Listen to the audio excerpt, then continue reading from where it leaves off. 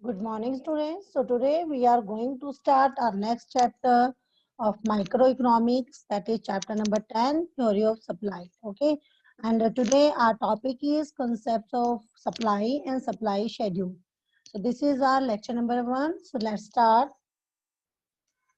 Yes, students. So actually the content of this chapter are concept of supply.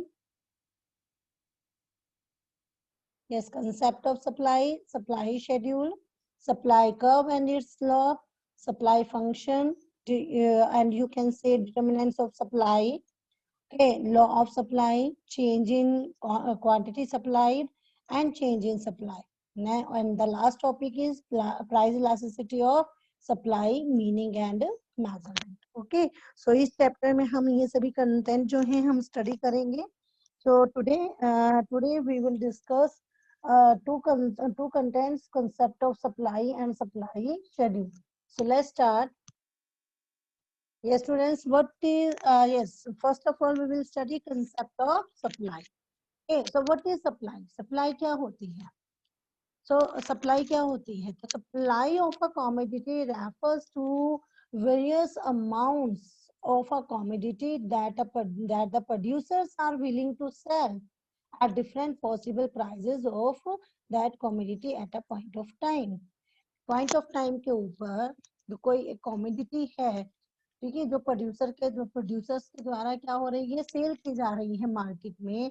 तो जितनी भी वो amount, various amount, जितनी भी अमाउंट वो उस कॉमोडिटी की मार्केट में सेल करने की इच्छा रखते हैं या सेल करते हैं पॉसिबल प्राइसेस के ऊपर, डिफरेंट पॉसिबल प्राइसेस के ऊपर, तो वो हम उस क्या होती है, supply. Okay, so supply of a commodity refers to various quantities of the commodity that the producers are willing to sell at different possible prices of the commodity at a point of time. Okay, so now the next topic is supply and stock.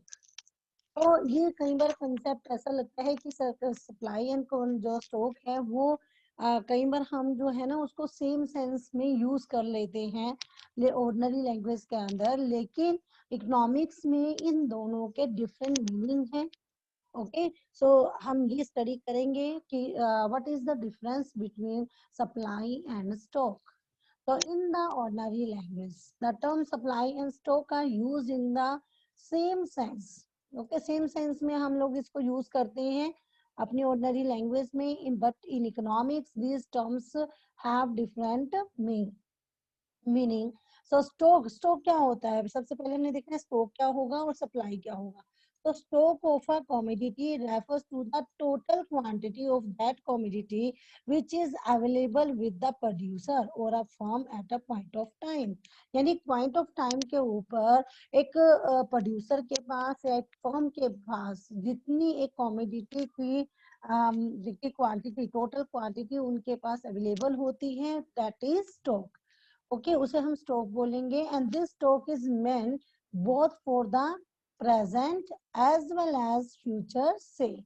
Okay, but supply refers to that part of the stock. ये stock का वो part होती है, supply जो होता है वो stock का वो पार्ट होती है, वो भाग होता है which the producer is presently ready to sell at a given prices, जिसको कि एक प्रोड्यूसर जो है वो गिवन प्राइसेस के ऊपर सेल करने के लिए रेडी है. So supposing the stock of wheat with the producer is the stock of wheat with the ready to sell, ready to supposing the stock of wheat with the producer is 100 tons and prevailing prices is rupees 500 per ton. Okay, so if at this price, इस price के ऊपर the producer is ready to sell 10 tons of wheat. Okay, इस price के ऊपर, कितने के ऊपर, जो मार्केट में कितना है, 500 रुपीज पर टन जो प्राइस प्रिवेल हो रहा है इस टाइम मार्केट में, इस प्राइस के ऊपर अगर प्रोड्यूसर कितनी कितनी क्वांटिटी सेल करने को तैयार है, 10 टन. 100 वैसे कितनी उसके पास, 100 टन. 100 टन में से वो 10 टन जो है 10 टन सेल करने के लिए रेडी है. So then the supply of wheat will be 10 ton only. तो वो 10 टन जो है वो ही सप्लाई होगी.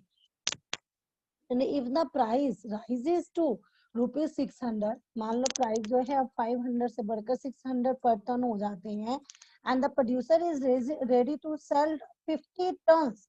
अब प्रोड्यूसर 50 टन सेल करने के लिए तैयार है वीट के। पहले कितने थे, 10 टन तैयार था 500 रुपीज पर, लेकिन अब जैसे ही प्राइस राइज हुए वो 500 से 600 पर टन हो गए, तो प्रोड्यूसर अब वीट की 50 टन जो है अब क्वांटिटी सेल करने के लिए रेडी है। Then the supply will be 50 ton, तो इसीलिए उसका उस टाइम पर जो सप्लाई होगी वो क्या होगी, 50 ton. Okay, so what is the difference between supply and stock?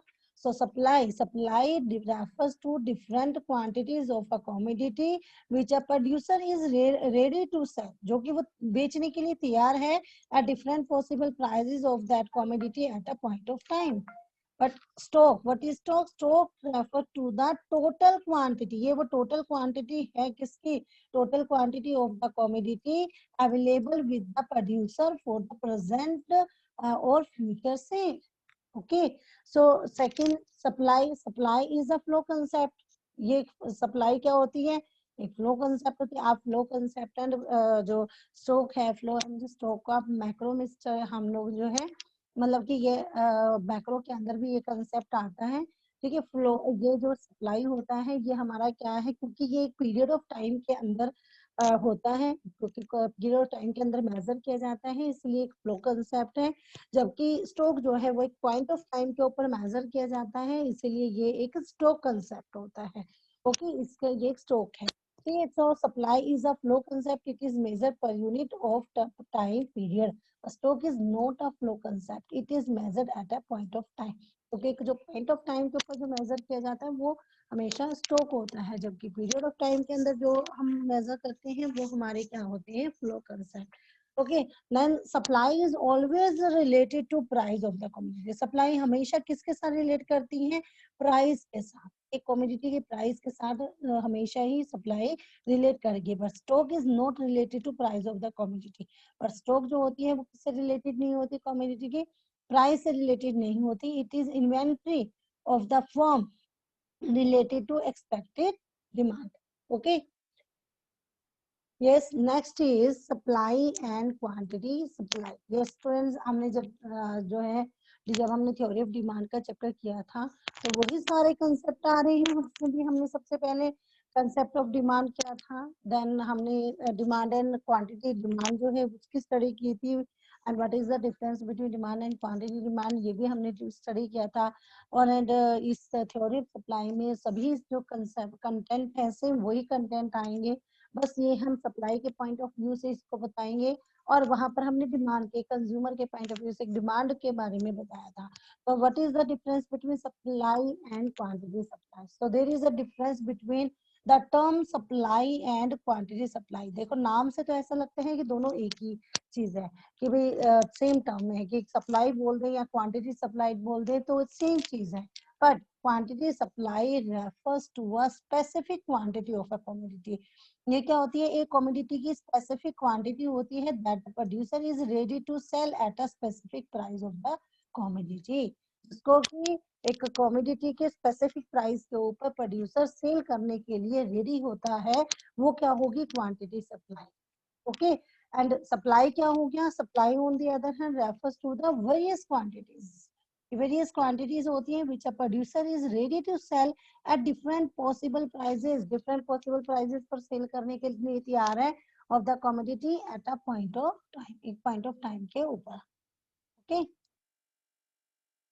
so supply refers to the various quantities of the commodity which a producer or a firm is ready to sell at different possible prices of that commodity at a point of time. And quantity supply refers to a specific quantity which a producer is ready to sell at a specific price of the commodity. Okay, clear students? So now the next is, yes, now the next topic is supply schedule. What is supply schedule? क्या होता है supply schedule? जैसे हमने demand schedule study किया था, same वैसे ही आपके पास supply schedule है।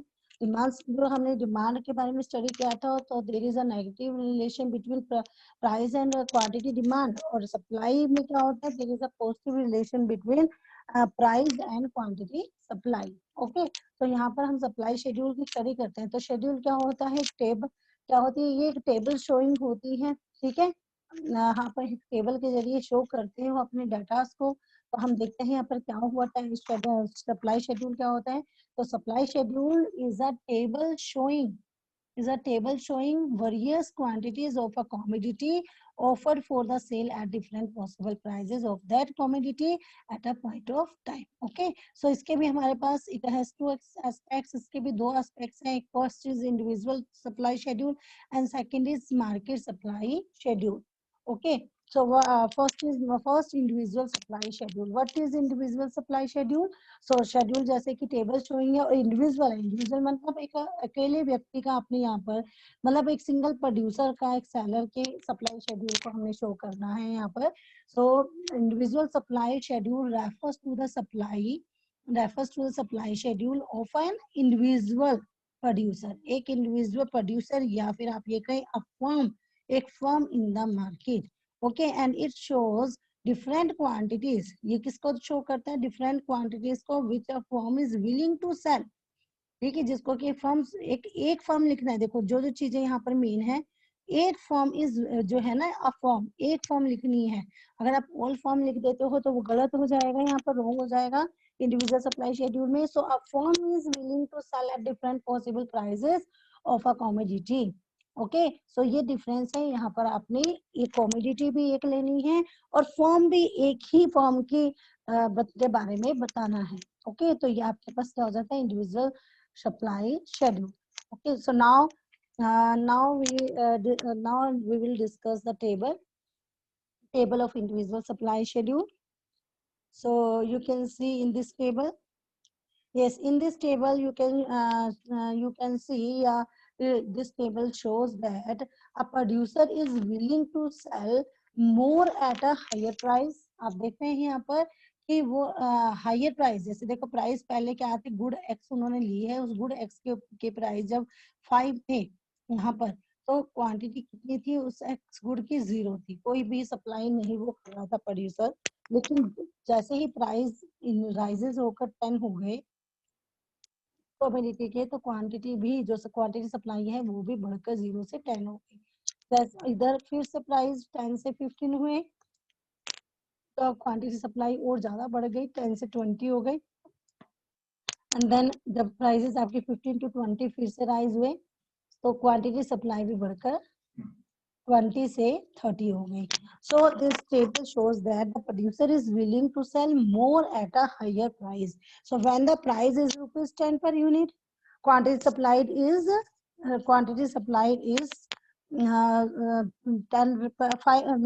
10 units. Okay, and the when price rises to rupees 50, quantity supplied increases to 20 units. So that there there is a positive relationship between price and quantity supplied of a commodity. Clear students? So ये schedule से आपको clear हो रहा है, price और जो आपकी quantity supply है, there is a positive relation between price and quantity supply. Okay, so next topic is market supply schedule. What is market supply schedule? Market supply schedule, अब देखो वहां पर इंडिविजुअल था, ये मार्केट है, तो मार्केट में क्या आएंगे, एक कमोडिटी के उस मार्केट के अंदर जितने भी सभी प्रोड्यूसर्स हैं या जितने भी सभी फर्म्स हैं, वो जितनी मार्केट में सप्लाई जो है करते हैं। ओके, तो यहाँ पर ऑल दी फर्म्स या ऑल दी प्रोड्यूसर्स आएगा। So market supply schedule refers to the supply schedule of all the firms. Okay, वहां पर आ फर्म आया था, यहाँ पर ऑल दी फर्म या प्रोड्यूसर्स आ गए, आपके all producers in the market producing a particular commodity. So sum total of firm producing a particular commodity is called industry. और ये भी आपको पता है कि जो फर्म्स होती हैं, अगर उन सभी फर्म्स का सम टोटल कर दिया जाए जो कि एक पर्टिकुलर कमोडिटी को प्रोड्यूस कर रही हैं, तो वो क्या कहलाती हैं, फिर इंडस्ट्रीज कहलाती हैं, वो क्या हो जाती है, industry. So thus market supply schedule refers to the supply schedule of the industry as a whole. Okay, so now we will discuss our table number 2. So यहाँ पर here two forms are here, form A and form B. Okay. Yes, so in this table shows that the positive relationship between price and quantity supplied of a commodity. ये वाली table भी आपको same चीज show कर रही है कि there is a positive relation between quantity price and quantity supply. Okay, देखिए जैसे कि यहाँ पर अब प्राइस है कमोडिटी एक्स के, ये दिए हुए हैं 5, 10, 15 एंड 20. अगर हम फॉर्म ए की क्वांटिटी सप्लाई ले रहे हैं तो ये क्या है, पहले 0 थी, फिर इंक्रीज होकर 10 हो गई, 20, 30. नहीं, जैसे जैसे प्राइसेस राइज हो रहे हैं आपकी क्वांटिटी सप्लाई भी फॉर्म ए की इंक्रीज हो रही है. अगर हम फॉर्म बी की बात करें, देखो फॉर्म बी की भी पहले 5 थी, पहले 0 थी 5 पर, फिर राइज होकर 5 हो गई, फिर 10, फिर 15. तो ये भी कंटिन्यूसली राइज हो रही है. ओके, अब मार्केट सप्लाई क्या होगी, टोटल जितनी भी सभी फॉर्म्स हैं जो जितनी भी टोटल सप्लाई कर रहे हैं उन सबका सम. सो यहाँ पर मार्केट सप्लाई क्या हो जाएगी आपके पास, 0 + 0 0 ही हो गया, ये 10 + 5 15, 20 + 10 30 एंड 30 + 15 45. ओके, तो आप देख रहे हैं कि ये कंटिन्यूसली राइज हो रही है जैसे जैसे प्राइसेस हमारे यहाँ पर rise. So there is a positive relation between price and quantity supply. Okay, so this table also shows that the positive relationship between price and quantity supply of a commodity, and when the prices is rupees 10 per unit, market supplied is equal to 15 units. Okay, is 15 units. So when the price increases from rupees 10 to rupees 15 per unit, the market supply also increases from 15 to 30 units of the commodity. Dear students, so now, yes, so individual supply or individual supply schedule is a table showing various amounts of the commodity that an individual firm or producer in the market is willing to sell at different possible prices of that commodity. And what is market supply? A market supply schedule is a table showing various amounts of the commodity that all the firms and producers in the industry is willing to sell at the different possible prices of that commodity. Both individual supply schedule and market supply schedule establish a positive relationship between price and quantity supplied of that of a commodity.